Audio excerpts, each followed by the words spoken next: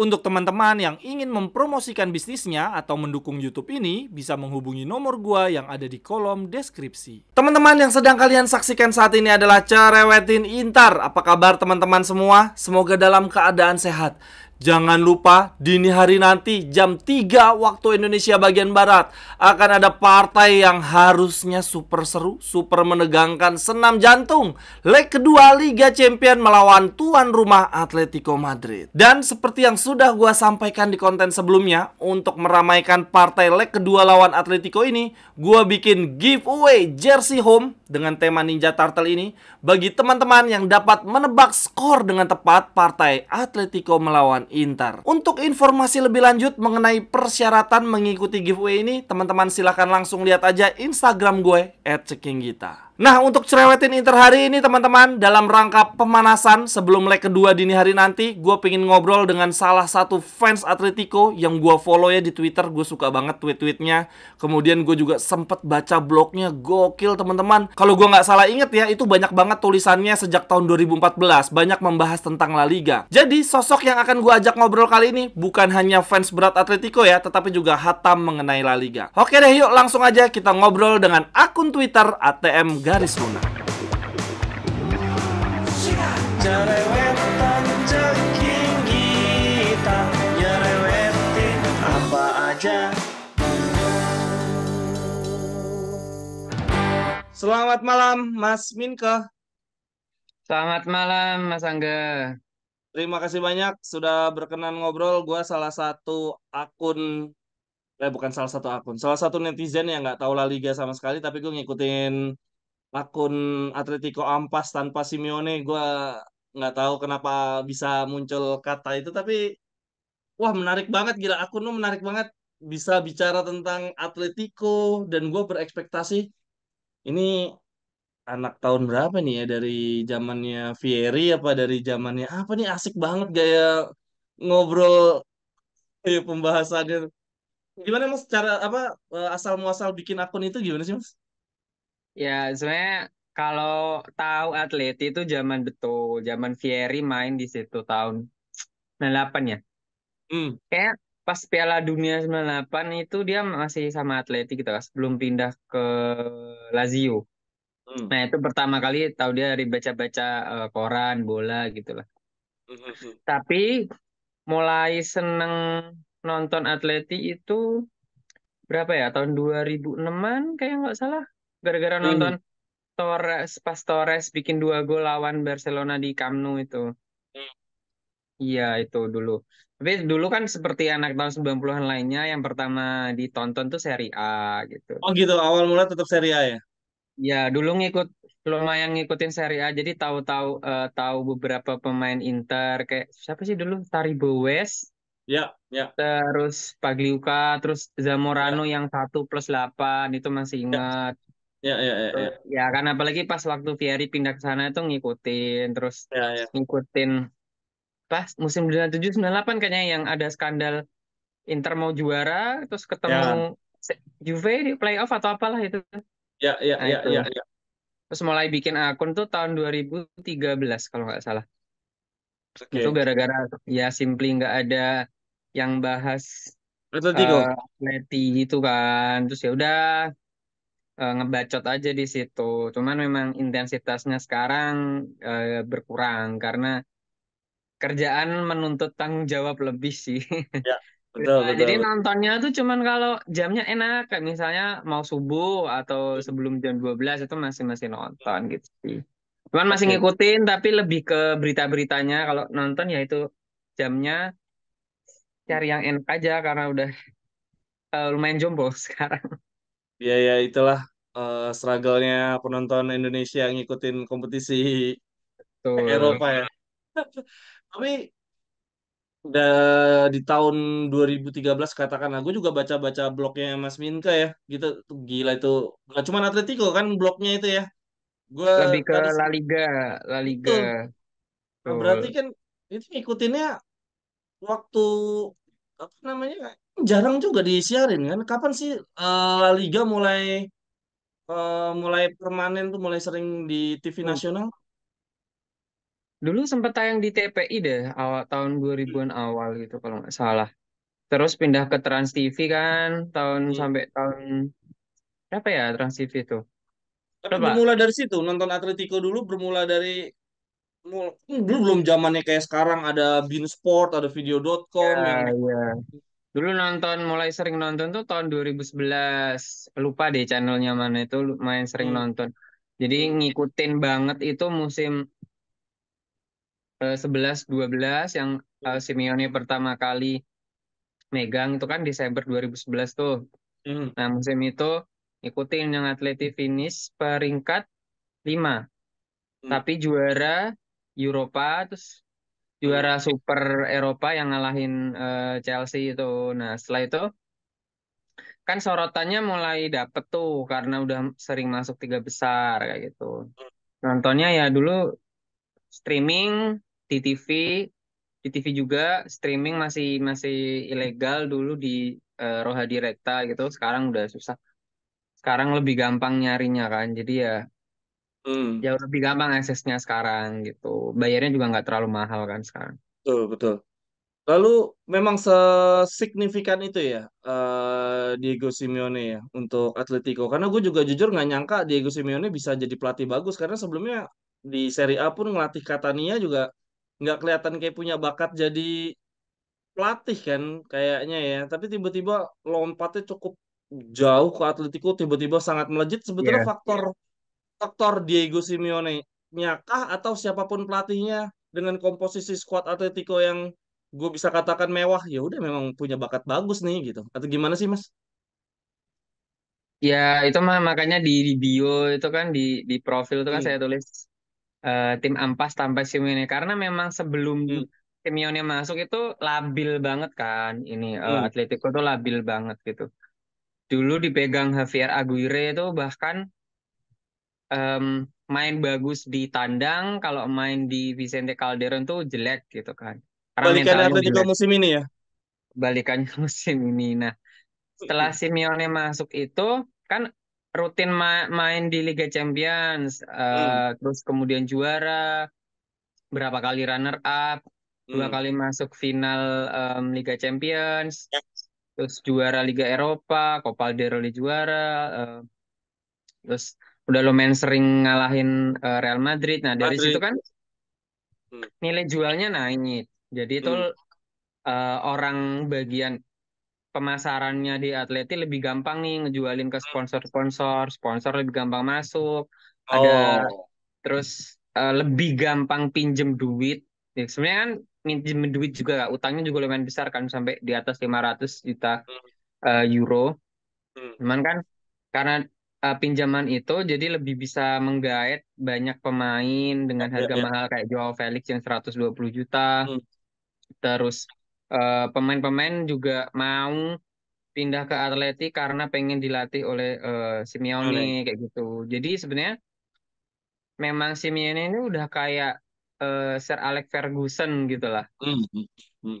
gitu di MU gitu kan. Dia yang Ya, bener-bener ya. membangun kayak gitu. Jadi misalnya Hmm, ganti-ganti pelatih, saya juga nggak yakin karena hmm, manajemen Atleti itu belum menyiapkan sampai ke situ. Jadi mereka itu kayak belum punya cetak biru.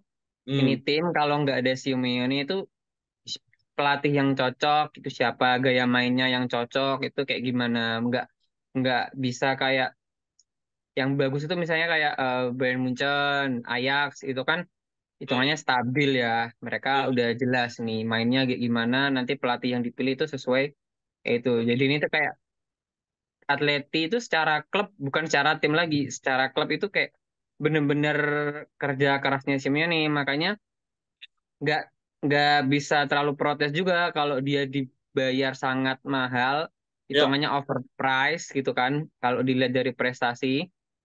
Tapi kalau dilihat dampak gimana ya. Simeone itu membangun Atleti dari yang belum tentu Masih. main di Liga Hmm, Champions jadi rutin main di Liga Champions, rutin di ya. 3 besar itu ya layak gitu untuk Oke. dihargai semahal itu gitu. Waktu musim lalu kan Atletico sempat orang bilang wah ini turun akhirnya era Simeone. Itu Mas Minka merasa bahwa kayaknya bener deh ini akhir era Simeone atau gimana? Karena aku juga berpikir wah ini kayaknya bakal pindah nih. Kayaknya ke Inter bahkan sempat mikir gitu. Tapi ngelihat gajinya, Hmm. wah tim mana yang mau ngegaji Simeone? Iya. Tapi waktu Mas Minka saat itu berpikir akan stay Nah, nggak? Atau gimana? enggak, saya dari lama tuh udah pengen dia diganti gitu. Dengan Hmm. alasan jangan sampai kayak MU ditinggal Ferguson gitu loh. Kan nggak Hmm. jelas kan setelah Hmm. setelah mereka tuh MU tuh kayak nggak menyiapkan kehidupan setelah Ferguson gitu loh. Nah, Ya. Atleti itu juga ada kecenderungan ke situ. Jadi saya mah Hmm. maunya ini disiapin eh, rencana ke depan gimana. Jadi ada atau tidak ada Simeone ini bisa stabil gitu. Nah, sekarang tuh masih sangat ketergantungan sama Simeone gitu. Musim kemarin kan membaik karena ada break Piala Dunia gitu. Hmm. Setelah break Piala Dunia itu baru ketemu pakemnya lanjut Hmm. sampai beberapa Hurnada awal kemarin itu kan. Nah, Hmm. masalahnya Simeone itu mau cari back yang dia mau, beberapa pemain yang dia mau itu nggak dapet. Kayak back-backnya itu Hmm. kan udah pada tua. Nanti kita bahas itu. Terus Hmm. gelandang bertahan itu juga sejak si Thomas Partey nggak ada juga nggak punya gitu kan. Soalnya Hmm. Axel Witsel eh, jadikan back kayak gitu sih. Jadi Oke. sebenarnya malah pengen nggak usah diperpanjang lagi kontraknya gitu. Kontraknya kan kalau nggak Hmm. salah sampai musim depan tuh. Atau Hmm. diperpanjang lagi ya, saya lupa. Pokoknya kemarin tuh habis diperpanjang tapi lupa berapa tahun, apakah 1 atau 2 tahun. Nah, harusnya tuh udah nih, udah nggak usah diperpanjang. Siapin cetak biru ini gimana nih klub ke Hmm. depannya gitu kan. Dibikin apa tuh namanya? Desain yang bener dari tingkat Ya, ya, senior sampai ke akademi itu mau main gimana. Jadi ya, ya, ya. berkeberlanjutan, ada keberlanjutan siapapun Sekarang ini pelatihnya. nggak terpikirkan sustainability-nya sama sekali nggak ya ini ya jadi si Atletico ini. Enggak, kalau yang kelihatan di publik nggak kelihatan sih, cuman kan nggak tahu ya di dalamnya Hmm. rencananya kayak gimana. Cuman nggak kelihatan kayak klub yang ada rencana jangka panjang. Kayak misalnya kayak Jepang Oke. merencanakan sepak bolanya itu kan sampai 50 tahun kan. Nah, kayak Hmm. gitu. Nggak ada sih, nggak Oke. kelihatan.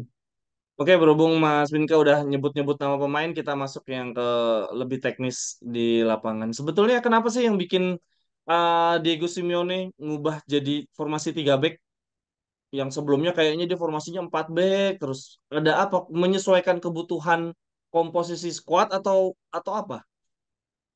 Sebenarnya kan, nah ini yang sering disalahpahami Hmm. orang yang nggak ngikutin Simeone itu. Hmm. Sebenarnya dia tuh bertipe menyerang, sebagai pelatih tuh tipenya nyerang. Itu Hmm. pas dia megang, aduh lupa yang di Argentina itu klubnya apa, yang Ya, dia ya, ya, juara ya. itu. Ya, Itu ya, ya, sebenarnya ya. tipikal mainnya nyerang. Nah, kenapa di Atleti mainnya bertahan? Karena komposisi pemain waktu itu diajak Hmm. main dengan gaya nyerang itu nggak bisa. Bisanya itu diajak Oh. main gaya counter attack gitu kan. Hmm. Hmm. Udahlah keterusan sampai tahun 2014. Nah, sebenarnya tahun Hmm. 2015 itu pas ada Griezmann, Mandzukic, itu Hmm. di beberapa hurnada awal itu mau main menyerang, kelihatan Hmm. Hmm. gaya mainnya beda nih, berusaha untuk transisi main lebih Hmm. menyerang gitu kan. Hmm. Nggak dapet, akhirnya balik lagi ke pakem lama. Hmm. Sampai pas Joao Felix masuk tuh pun berusaha nyoba untuk memaksimalkan Joao Felix gitu kan. Mainnya berusaha lebih nyerang. Nah, yang musim juara itu yang pas pandemi 2020-2021 itu Hmm. kan juara dengan pakem 3-5-2. Oh, Suarez itu ya, era Suarez. Ya, pas Suarez itu Hmm. mainnya juga 3-5-2. Kunci Oh, udah permainannya, cukup lama dong ya. Udah cukup lama dong ya. ya, kunci Hmm. permainannya itu di belakang tuh Hermoso. Kan dia long pass-nya tuh akurat, bagus gitu kan. Dia kayak, apa ya namanya? Oh, Ball playing ya defender. defender. Ya. Ball playing defender. Nah, mainnya tuh kayak gitu. Jadi, backnya kan Gimenez, Savic, sama Hermoso. Hermoso kiri, Savic kanan, tengahnya Gimenez. Mhm. Di depannya tuh Koke, Nah, Hmm. jadi mainnya tuh waktu itu eh, kalau di tengah di press, Hermoso yang ngumpan langsung ke depan gitu kan. Ya. Kalau Hermoso di press, bolanya dikasih ke Koke, Koke yang ngatur gitu kan. Jadi Hmm. inti permainannya waktu itu kayak gitu, terus di sayap ada Carrasco kayak gitu. Jadi di kanan Trippier sama Llorente yang kombinasinya bagus. Jadi 3-5-2 itu sebenarnya udah dari tahun 2021. Hmm. Nah, cuman musim depannya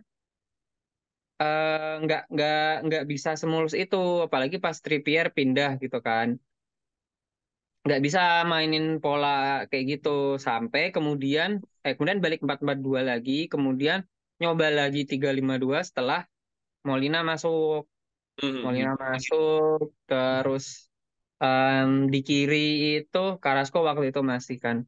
Terus em, sekarang ada Samuelino sama Rodrigo Riquelme panggilannya Roro itu jadi bisa lagi main 3-5-2. Cuman Molina nggak bisa, Molina dan Llorente nggak bisa kayak Trippier Llorente gitu. Apa itu chemistry-nya. Jadi 3-5-2 yang sekarang itu nggak sebagus zaman pas pas juara. Oh, ya, ya, ya, ya. Oke, kemudian apa yang membedakan? Kalau sekarang gimana sih Mas permainan Atletico yang saat ini terus Mas lihat kenapa Atletico away-nya begitu parah tapi di home kayaknya musim ini cuma kalah dari Athletic Bilbao ya di Copa del Rey ya home. Kayaknya musim ini Kalau belum pernah iya kalah deh. sebenarnya kalau di liga itu hampir sempurna kan. empat Sempurna belas ya betul. pertandingan dapat 40 poin dari maksimal 42. Cuma Wow. sekali seri lawan apa ya kemarin tuh lawan seri lawan apa itu? Pak. Nah, itu Ya, ya. Real Betis kalau nggak salah atau lupa deh, sorry. enggak, kemarin Lupa menang deh. lawan Betis 2-1. Hmm. 40 poin 40 itu udah paling tinggi di Ya, antara klub-klub La Liga lain. Maksudnya catatan kandangnya ya, tuh ya. paling bagus. Cuman di catatan apa itu namanya? Tandangnya tuh memang jelek banget. Makanya Ciao. Hmm. kacau. Itu juga kayak di internal sendiri tuh juga bingung kenapa kok Hmm. sejelek itu pas main Hmm. pas nggak main di Metropolitano kayak gitu sih. Hmm. Dia belum ada Misteri yang belum terpecahkan ya, kenapa analisis ya? ya. Nggak tahu, bahkan analisis-analisis yang pandit lokal itu juga belum ada yang membahas sedalam yang diharapkan, kayak masih paling membahas kayak mentalitas aja sih, yang mana itu kan susah diukur gitu sebetulnya.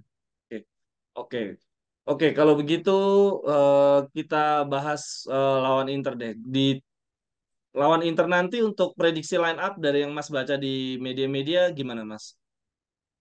Tadi sempat baca itu nanti Griezmann main lagi, sebenarnya kan dia cedera gitu kan kemarin. Ya, Absen 2 atau 3 pertandingan.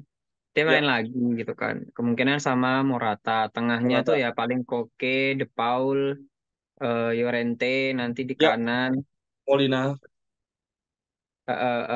Molina, terus Lino, Ya, kirinya backnya Lino. kemungkinan Witsel, Savic, Ya, sama Hermoso sih. Hermoso.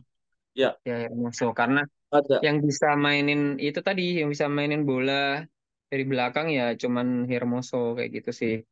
Ada tiga perubahan berarti ya Mas ya. Maksud di lini belakang kan Safik kayaknya leg pertama di bench kan ya Safik ya.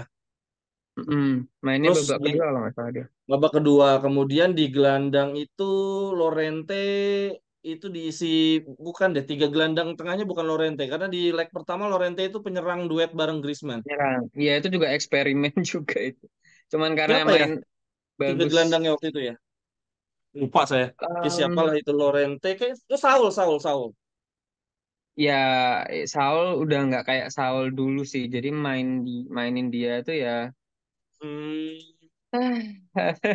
cuma bikin menghela napas sekarang. Tapi waktu di leg pertama Witsel solid banget gile nggak nyangka gue dari gelandang jadi back tua tapi luar biasa solid. Tolong analisisnya dong Mas Ya, untuk posisi squad yang sekarang Mas yang prediksi line up. kenapa? Sorry. Tolong analisisnya kelebihan dan kekurangan dari komposisi line up yang ada di prediksi sekarang untuk leg kedua. Kelemahan kekurangannya. Kelemahannya sih jelas back-backnya tua gitu kan. Jadi kalau misalnya diajak main kena counter attack itu susah. Nggak kayak dulu ada Lucas Hernandez kalau diajak counter attack dia bakal bisa ngejar tuh. Hmm. Terus em, main bola atas misalnya bola-bola atas terus bola-bola mati itu juga rawan kan. Back-backnya tuh nggak Kenapa kayak Mas? eh, nggak kayak Kok, Godin, Gimenez kok gitu. headingnya kurang ya? Untuk duel-duel udara agak kurang. Emang kayak sejak nggak ada Godin sama Gimenez sering cedera tuh memang jauh gitu lah kualitas Hmm. di pertahanan set piece. Terus ya tengah kan nggak ada gelandang bertahan murni. Sebenarnya Witsel kan, cuman dia dengan usia kayak gini udah susah main di tengah. Kayaknya Hmm. ditaruh di back gitu kan. Nggak punya sebenarnya ada satu Arthur Vermeeren, cuman dia masih 19 tahun, baru gabung Hmm. Januari, jadi nggak bisa Hmm. diandelin. Ya kayak kemarin waktu kebobolan siapa ya Arnaud Taufik Ya, itu kemarin gara-gara tuh bola kerebut di tengah kan, blunder itu. ya itu kan blunder Reinildo gitu ya. Hmm. Backnya bisa sampai gitu itu kan berarti gelandang bertahannya nggak ada di situ dia. Hmm. Jadi kayak donat lah bolong di tengah itu karena nggak ada gelandang Oh, bertahan yang ya, ya, nggak ya, kayak ya, ya. ada dulu ada Gabi, ada Thiago, ada Rodri, Partey gitu, Thomas gitu. Hmm. Susah gitu. Kalau diserang Tapi dari ya, situ lalu untuk kelebihan Mas pola serangan setelah hadirnya duet Griezmann Morata apa yang membedakan dengan di leg pertama? Kayaknya kan Griezmann juga kayak agak kurang invisible lah kalau gue lihat di leg pertama dengan gue nggak tahu tuh apakah karena duetnya ya atau karena gimana. dia sibuk kayak kemarin agak sibuk turun gitu kan ngebantuin itu. Ya. Sebenarnya kalau dia dia main kayak di Perancis itu bisa bisa lebih cair lagi. Jadi dia kayak jadi second apa tuh bukan bukan second striker. Gelandang serang AM gitu kan. Hmm, hmm, hmm, hmm. Dia yang jadi playmaker itu lebih bagus. Nah, cuman jadi nanti harusnya Llorente agak masuk ke tengah gitu kan yang Hmm. gantiin posisi dia. Kekuatannya ya paling sayapnya itu kan Lino bagus banget ya. Lino atau Roro Riquelme itu juga one on one-nya Hmm, bagus. Molina kalau bisa connect sama Llorente itu juga hmm, pasti hmm, menang sprint itu si Llorente gitu kan. Morata juga headingnya juga oke gitu kan. Finishingnya juga kalau lagi dapet itu juga bagus gitu. hmm. Kan dia udah 14 gol, Griezmann udah 13 sorry Iya, 11 gol. Morata Griezmann musim ini gila banget ya. Berdua Iya, ini gila banyak banget. ya Ya. betul. Nah, kekuatannya ya itu sebenarnya dari sisi lini serang itu lebih bagus daripada musim kemarin gitu kan. Cuman ya itu tadi backnya gampang bocor. Hmm. Oh Koke iya, itu iya. juga sebenarnya kalau lagi Koke sama De Paul kalau lagi in itu juga bagus banget ngatur tempo, ngatur apa itu namanya alur serangan. Itu sih Hmm. kekuatannya musim ini. Kalau super sub 5 pemain yang kemungkinan akan ditarik di babak kedua, lalu siapa yang akan dimasukkan untuk jadi game changer? Siapa Mas Yang kira-kira? sering jadi super sub, game changer Korea. Oh, kok bukan Depay ya? Depay nggak terlalu game changing sih. Korea sih yang sering jadi game changer. Sama paling itu antara lihat nanti siapa yang main duluan Lino atau Roro. Kalau salah satu masuk pengganti biasanya jadi game changer gitu kan. Itu Hmm. biasanya. Roro itu siapa sih Mas? Riquelme atau Rodrigo Riquelme. Rodrigo Rodri itu Riquelme. asisnya cukup banyak ya si Riquelme itu ya. Gue pikir tadinya anaknya Riquelme ini. Ya bukan Roberto yang Riquelme juga. Riquelme Argentina. Dia pemain akademi dulu. Hmm. Oh, iya, iya, Dia iya. dribblingnya bagus dia. Oke. Untuk back nih, waktu kemarin leg kedua juga ganti back kalau gua nggak salah. Safik itu masuk gantiin siapa ya? Gantiin Jimenez ya kalau nggak salah. Maksudnya Cedera, perganti iya kayaknya cedera diganti dia. karena cedera ya, bukan karena gue pikir karena mau menang karena Inter masukin Arnaud Taufik terus masukin satu back untuk duel-duel udara nggak gitu ya. Jarang ya. Tiga back itu jarang diganti nggak sih di babak kedua atau gimana ada kecenderungan? Jarang banget diganti kecuali cedera sih. Kan emang Oh, riwayat cederanya Jimenez itu kan ya mengkhawatirkan lah kayak kaki kaca gitulah dia hitungannya. oke, Jadi oke. biasanya ganti back ya karena kebutuhan itu. Jarang kok, jarang ganti back. Yang sering itu masukin back, nambah back gitu kalau udah menit-menit akhir. Waktu udah di pertanyaan terakhir deh. Atletico Madrid selama ini ketika bermain di kandang dengan torehan yang poin yang luar biasa banget, itu mereka emang apa gimana mainnya? Memang possession penuh dipegang Atletico, apalagi ini kondisinya tertinggal satu gol atau gimana sih Mas kemungkinan nih untuk jalannya pertandingan Atletico atau ya bertahan atau gimana?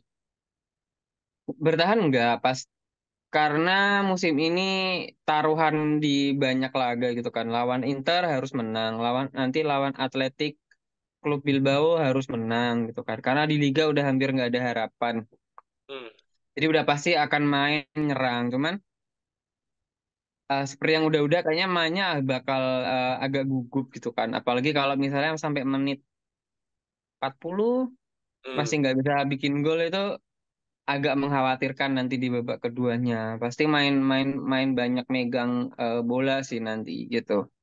Akan hmm. berusaha bikin gol secepat mungkin Cepat. Oke. biar lebih kalem aja nanti nyari gol kedua, ketiga kayak gitu kalau memungkinkan. Cuman kalau misal nggak yakin kalau misalnya sampai akhir babak pertama belum bisa bikin gol, Hmm, apalagi kalau Inter mainnya rapi, hmm, bertahannya bagus kayak di Serie A gitu kan. Em, ya realistis saja Inter yang lebih bagus hmm. musim ini kan. Key poinnya berarti gol di babak pertama ya. Harus bisa bikin gol dalam 30 menit pertama sih. Itu nanti baru dia akan bisa Jalannya main lebih seimbang ya, lebih nggak terlalu santai. boros. Ya, ya, betul Heeh. lebih santai. Prediksi Mas, gimana? Apakah menang dalam 90 menit atau akan ada extra time atau gimana? Kayaknya sampai extra time sih. Seru banget ya. Iya. Biar sampai subuh aja sekali. Iya, di sana kalau selesai nonton berarti jam 3 kan? Udah Berarti kalau di Flores jam 4 ya? udah jam mulainya jam 4 ya, beresnya ya Iya. jam 6 Wah, gila itu bisa udah kalau langsung Mas. 90 menit. Selesai-selesai langsung kerja banget itu siap-siap. Iya, langsung kerja. Kalau waktu, tunggu Mas, maaf saya penasaran lagi. Waktu menang lawan Real Madrid di Copa del Rey itu gimana sih Atletico mainnya? Itu kan sampai apa ya? Di penalti atau apa sih? Atau extra time ya? Saya lupa. Extra time Oh, kalau nggak salah. ya itu, Menang-menang nggak adu penalti kok waktu itu. Heeh. ya ya ya. Itu menguasai jalannya pertandingan atau gimana sih cara mainnya? Itu di home juga soalnya itu. Menguasai banget kayak ball possessionnya timpang banget sih enggak gitu. Hmm. Cuman memang ball possessionnya lebih menang dan apa ya karena udah sering ketemu Real Madrid gitu kan. Dan musim ini Oh, hitungannya kayak udah nemu kunciannya mainnya gimana kan. Karena di Liga kan juga menang kan waktu itu kan. ya, Dan di ya. kandang Real Madrid kemarin seri deh kalau nggak salah. Nggak kalah Hmm. pokoknya. Ya, ya, ya, ya. Betul, betul. Ya, jadi kayak ya udah ngerti aja mainnya ya kayak Oh, ya, ya, ya, ya. dan udah dapet formulanya gitu. Yang susah di Simeone itu kan lawan Barcelona sebetulnya kalau di Liga gitu. Kalau Hmm. lawan Real Madrid itu masih kayak ya imbang gitu lah sejak dia megang ya. Ya jumlah kalah imbang sama menangnya tuh seimbang, nggak yang timpang gitu. Ya, ya, ya. Simply Habis lawan apal Inter, aja. lawan Barca loh ya si Atletico jadwal berikutnya. Ya lawan Barcelona, habis itu lawan Atletik. Jadi ya Wah, padat makanya juga. kalau itu tadi kalau nggak bisa bikin gol terus sampai misalnya babak pertama itu yakin akan mainnya akan lebih gugup sih karena besoknya lawan Barcelona, lawan Atletik di semifinal Copa del Rey kayak gitu. Oke, Mas. Mumpung ngobrol sama orang yang ngikutin La Liga deh, Mas. Saya mau nanya, Girona tuh emang sehebat apa sih? Bisa sampai kayak gini? Apakah ini Girona ini Leicester City-nya La Liga atau gimana sih? Leicester mah enggak karena udah mulai ini kan mereka ketinggalan berapa poin sih? Udah mulai gembos gitu kan. Cuman masih Ya, satu poin di atas Barcelona. Jadi ya kayak bensinnya udah mulai habis. Cuman kalau dapat tiket Liga Champions tuh masih masih bisa banget. hmm, Sebenarnya juga kejutan banget karena si Michel itu pelatihnya itu kan nggak bisa dibilang pelatih yang wow banget gitu kan. Prestasinya ya biasa-biasa aja gitu. hmm. prestasi yang lebih sering dia kan bawa naik dari Segunda ke La Liga ke Primera gitu kan. Selebihnya ya Hmm. ya biasa aja kayak gitu.